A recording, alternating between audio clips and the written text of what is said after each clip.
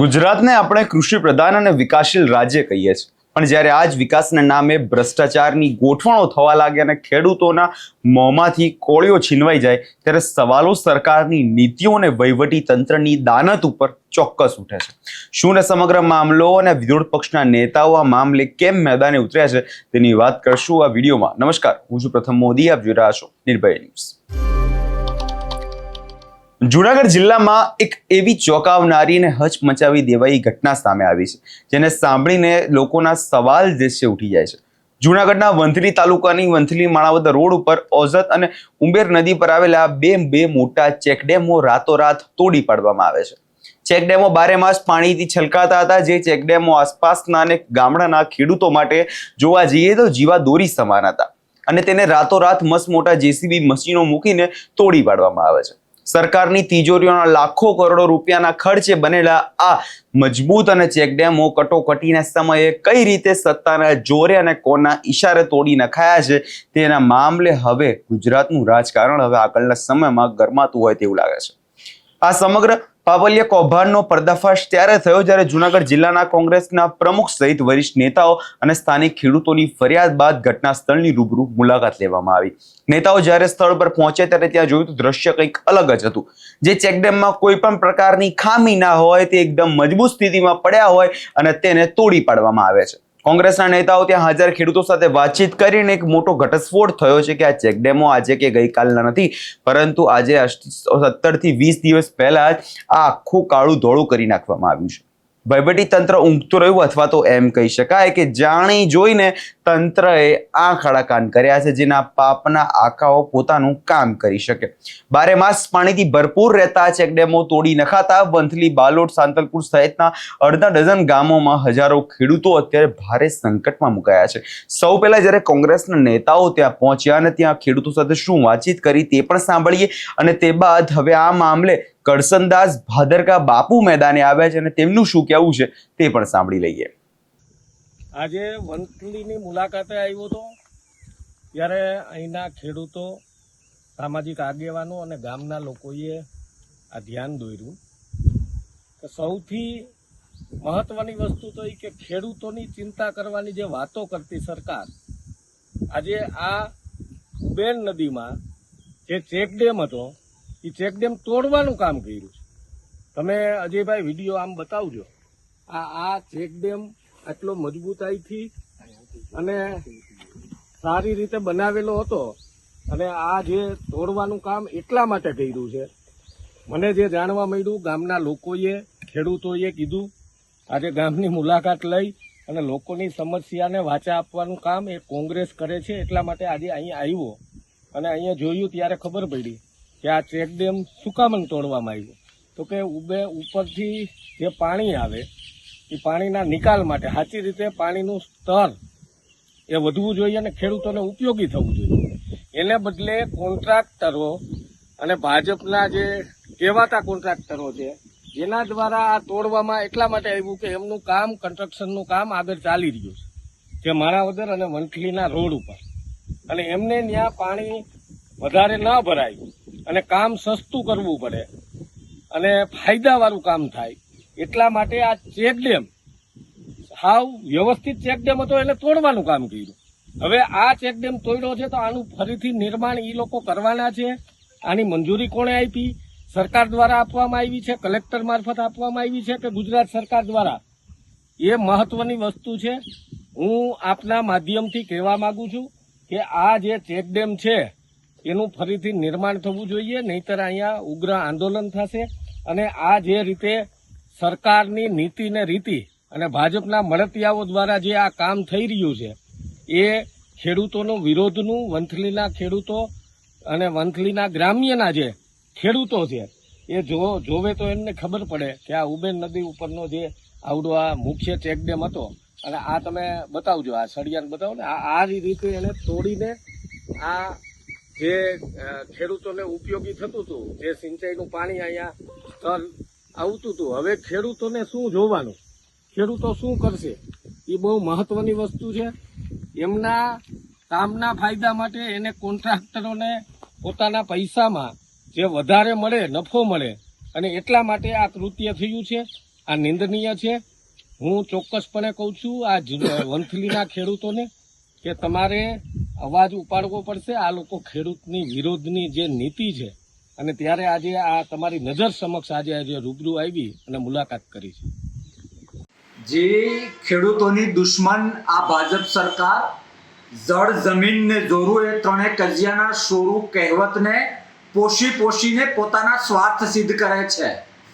ઉબેણ નદી વંથલીની બાજુમાં ચેકડેમ કોઈ પણ જાતનું બંધારણીય જોગવાઈ લીગલ જોગવાઈ વગર તોડી નાખે છે.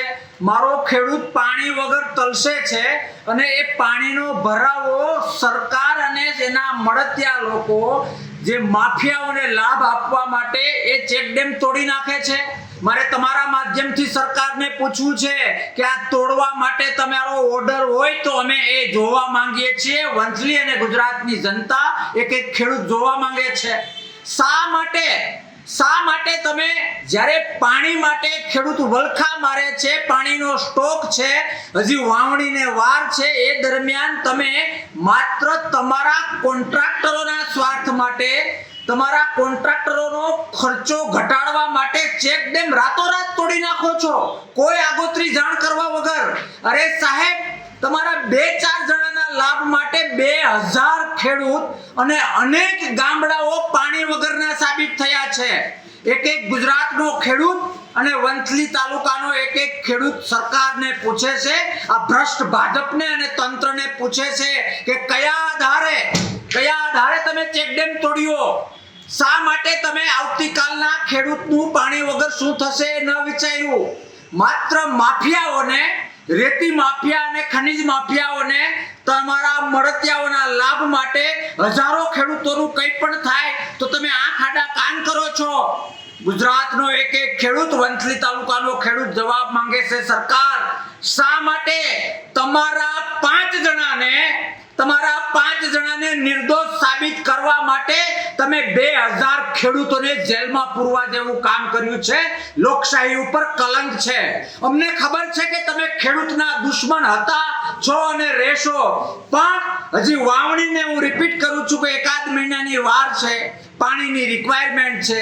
કોઈ પણ જાતની આગોતરી નોટિસ વગર, ખેડૂતોનો 1% વિચાર્યા વગર ક્યાંક ને ક્યાંક 5 જણાને લાભ આપવા માટે 5000 ખેડૂતોને રડાવવાના ધંધા તમે કર્યા છે. એ અમે નહીં ચલાવીએ. અમે એક જવાબ માંગીએ કે ચેકડેમ તોડ્યો તો શા માટે તોડ્યો? હવે પછી તમારું પ્લાન શું છે? ચેકડેમ તોડતા પહેલા ક્યાં જાણ કરી? મામલતદાર અથવા કલેક્ટરને પણ પૂછું છું કે સરકારની એટલી ચમચાગીરી ન કરો. જો આ તોડવાનું ઓન પેપર હોય તો લોકો સમક્ષ મૂકો, ખેડૂતો સમક્ષ મૂકો, અમને બતાવો. લોકશાહી છે, સરમુખત્યારશાહી બનાવવા માટેના તમારા પ્રયત્નને ખેડૂતોને સાથે રાખીને અમે નાકામયાબ બનાવીશું. એ અમે છાતી ઠોકીને ખેડૂતોના હિત માટે કહીએ છીએ. જી, જય હિન્દ, જય ભારત. હું જોલિત ભૂસા, મેંદડા તાલુકા કોંગ્રેસ પ્રમુખ. કાલે અમે વંથલી જ્યારે આવેદનપત્ર દેવા માટે જિલ્લા પ્રમુખ અમિતભાઈ પટેલ, હું, અમારા અહીંના કાર્યાલયના મહામંત્રી સીતાભાઈ, અમે બધા જ્યારે આવેદનપત્રો દેવા માટે અમે ગયા હતા ત્યારે અમને જાણ થઈ ખેડૂતો દ્વારા કે ઉબેણ નદી જ્યાં સ્થિત છે ત્યાં પુલથી પશ્ચિમ તરફ 500 મીટર દૂર કોઈ અજાણ્યા શખ્સોએ 2 ચેકડેમો છે તે તોડી નાખ્યા છે. અમે એ 2 ચેકડેમો જોવા માટે નિરીક્ષણ કરવા માટે ગયા. ત્યાં નિરીક્ષણ કર્યું તો જોયું કે 2 ચેકડેમો છે કોઈના દ્વારા તોડી નાખ્યા છે અને જે પાણીનો ભરાવો હતો તે જતો રહ્યો છે. એટલે મીડિયાના માધ્યમથી, ઇલેક્ટ્રિક મીડિયાના માધ્યમથી અમે કહેવા માગીએ છીએ કે આવું જેને કૃત્ય કર્યું ખરેખર એની ઉપર ફોજદારી ગુનો લાગવો જોઈએ. કે આજે સરકાર દ્વારા સુજલામ સુફલામ, ઉનાળામાં સુજલામ સુફલામ જેવી ઘણી બધી યોજનાઓ કરી અને ખેડૂતોને પાણી કેમ મળી રહે તેના માટેનું આયોજન કરવામાં આવે છે. અને ઉનાળામાં આવા કૃત્ય કરી જેને હું કામ કર્યું હોય તેને ઉપર ખરેખર સરકારે નજર રાખવી જોઈએ. સિંચાઈ વિભાગની આમાં મંજૂરી હતી કે કેમ, કેને કર્યું છે, કોના દ્વારા કરવામાં આવ્યું છે, હજી સુધી સરકારના આંખ બંધ છે. અને અમે જોયું તો એવું માલુમ પડ્યું કે બંને ચેકડેમો તોડી નાખ્યા છે. તો ઉનાળામાં હવે જ્યારે આજુબાજુમાં જે નફતા ખેડૂતો છે, જે આજુબાજુના ગામમાં સાતલપુર છે, બોડકા છે, આ બધા ગામોના જે ખેડૂતો છે, તો તેને હવે સિંચાઈ માટે પાણી મળી નહીં રહે. બરોબર, તો આનો જવાબદાર કોણ? અમે મીડિયાના માધ્યમથી કહેવા માંગીએ છીએ આનો જવાબદાર કોણ અને સરકાર દ્વારા આની તપાસ કરવામાં આવે અને જે પણ આના અપરાધી છે તેને કડકમાં કડક સજા કરવામાં આવે। હવે અહીંયા સવાલ તમને એ થતો હશે કે આખરે આ ખેલ ખેલાયો તો કોના ફાયદા માટે? કોંગ્રેસે આ મામલે અત્યંત ગંભીર આક્ષેપો કર્યા છે અને કોંગ્રેસનો સીધો આરોપ એ છે કે રોડ કોન્ટ્રાક્ટર અથવા તો રેતી માફિયાઓને આર્થિક ફાયદો કરાવવા માટે સિંચાઈ વિભાગની મહેરબાનીથી આખો ખેલ ખેલવામાં આવ્યો છે। નદીના પટમાંથી ગેરકાયદેસર રીતે રેતી ચોરી થઈ શકે અથવા તો રોડના કામમાં નડતરૂપ બનતા તમામ માળખાને હટાવીને કોન્ટ્રાક્ટરો પોતાના જ ખિસ્સા ભરી શકે તે માટે સરકારી મિલકતને નષ્ટ કરી દેવાય છે। વિચારો, સામાન્ય જનતાના ટેક્સના પૈસાથી બનેલા સરકારી પ્રોપર્ટી કોઈ માફિયા પોતાની જાગીર સમજીને તોડી પાડે અથવા તો જવાબદાર અધિકારીઓ જે એસી ચેમ્બરોમાં બેસીને તમાશો જોતા રહે છે, એ તો કેવો વહીવટ! શું સિંચાઈ વિભાગના અધિકારીઓની મિલીભગત વગર આટલું મોટું કૌભાંડ રાતોરાત આચરવું શક્ય છે ખરું? બિલકુલ નહીં। આમાં સૌથી લઈને ઉપરથી નીચે સુધી ભ્રષ્ટાચારના તાર જોડાયેલા હોય તેવી પૂરેપૂરી આશંકાઓ અત્યારે દેખાઈ રહી છે। આ મામલો હવે જોવા જઈએ તો સ્થાનિક રહ્યો નથી, પરંતુ ગાંધીનગર સુધી પહોંચ્યો છે। જૂનાગઢ જિલ્લા કોંગ્રેસ સમિતિ દ્વારા આ મુદ્દે આર પારની લડાઈ કરવાના મૂડમાં છે।